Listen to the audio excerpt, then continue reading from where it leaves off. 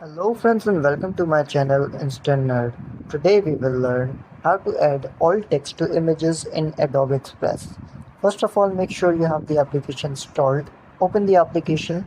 Once the application is opened, you can either create your own project by clicking on the plus icon, or if you have already made the project, you can click on your stuff, which is at the bottom. Click on your stuff, like I have already made 3 projects over here. So now select your project which you want to add the alternate text. For example, I am selecting the blue one. Hit the 3 dots and rename it. For example, I am renaming it as Hello Boy, and click on the green icon and hit download. So in this way, whenever someone scrolls over the picture, he will see the alternate text of Hello Boy. Thank you so much for watching the video. If you like it, please like and subscribe to our channel, as our channel is going forward to 1,000 subscribers. We need your support. Subscribe,